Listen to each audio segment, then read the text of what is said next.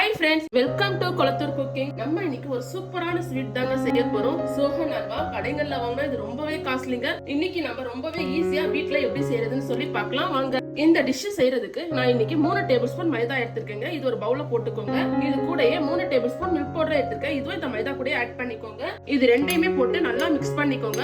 இந்த மாதிரி நல்லா மிக்ஸ் பண்ணதுக்கு அப்புறம் இதை அப்படியே வச்சிருங்க. வாங்க நம்ம நெக்ஸ்ட் என்ன செய்யறதுன்னு சொல்லி பார்க்கலாம். நெக்ஸ்ட் இந்த மாதிரி பேப்பர் கப்ஸ் எடுத்துக்கோங்க. இதுல உங்களுக்கு விருப்பப்பட்ட நட்ஸ் நீங்க ஆட் பண்ணிக்கோங்க. நான் கொஞ்சம் பாதாம், முந்திரி, வெள்ளரி விதை, பிஸ்தா இதெல்லாம் ஆட் பண்றேன். உங்களுக்கு என்ன நட்ஸ் விருப்பமோ நீங்க அதை ஆட் பண்ணிக்கோங்க. நீங்க பாதாம், முந்திரி எல்லாம் போடும்போது இந்த மாதிரி திருப்பி போட்டுக்கோங்க. ஏன்னா ஸ்வீட் நம்ம மோல்ட் பண்ணி எடுக்கும் போது பார்க்க அழகா இருக்கும். நெக்ஸ்ட் ஒரு ஃப்ரை பேன்ல 50 கிராம் சுகர் ஆட் பண்ணிக்கோங்க.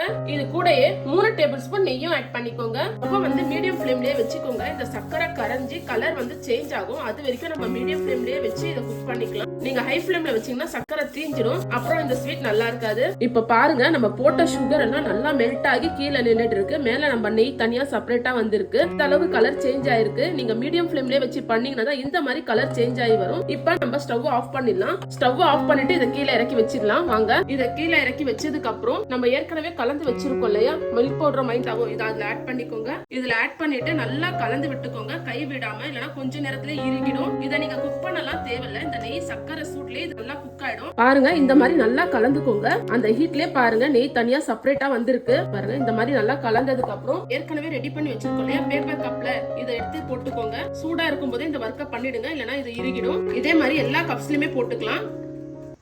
இந்த மாதிரி போட்டதுக்கு அப்புறம் மேல ஒரு ஸ்பூன் வச்சு இந்த மாதிரி பிரஸ் பண்ணிக்கோங்க. இதே மாதிரி எல்லா பேப்பர் கப்லயுமே பிரஸ் பண்ணிக்கோங்க. இது அப்படியே 1 hour வச்சிடுங்க. அதுக்கப்புறம் நம்ம இந்த பேப்பர் கப்ல இருந்து வெளில எடுத்துக்கலாம். இப்ப 1 hour ஆயிடுச்சுங்க. வாங்க இப்ப நம்ம இதை ரிமூவ் பண்ணிடலாம். இந்த கப்ல இருந்து பாருங்க எவ்வளவு சூப்பரா வந்திருக்கு. இத ஒரு பிளேட்ல இந்த மாதிரி வச்சுக்கோங்க. இதே மாதிரி எல்லாமே ரிமூவ் பண்ணி எடுத்துக்கோங்க. எதுவுமே இல்லைங்க. இந்த கப்பை இந்த மாதிரி தாச்சிங்கனாலே போதும். இந்த மாதிரி கையில அழகா வந்துடும் உங்களுக்கு. ஏன்னா நம்ம நெய் போட்டு இருக்கிறதால சூப்பரா வெளியே வந்துடும். இதையும் அதே பிளேட்ல நம்ம வச்சுக்கலாம். இதே மாதிரி எல்லாமே ரிமூவ் பண்ணி பிளேட்ல வச்சுக்கோங்க. பாருங்க, நம்மளோட சோஹன் அல்வா சூப்பரா ரெடி ஆயிடுச்சு. கடையில 700 ரூபாய் 800 ரூபான்னு சொல்லி காசு கொடுத்து நம்ம வாங்க தேவையில்ல. வீட்லயே ரொம்ப ஈஸியா நம்ம செஞ்சுட்டோம். குழந்தைங்க ஸ்வீட் கேட்டு அடம் பிடிச்சாங்கன்னா டக்குன்னு 10 நிமிஷத்துல இந்த ஸ்வீட் நீங்க செஞ்சு கொடுத்துடலாம். ரொம்பவே டேஸ்டியா இருக்குங்க. நீங்களும் இந்த மாதிரி செஞ்சு பார்த்துட்டு எப்படி வந்துச்சு சொல்லி கமெண்ட்ல சொல்லுங்க. நம்ம சேனல் சப்ஸ்கிரைப் பண்ணிக்கோங்க. அப்படியே நம்ம பேஜை ஃபாலோ பண்ணிக்கோங்க. தேங்க்யூ.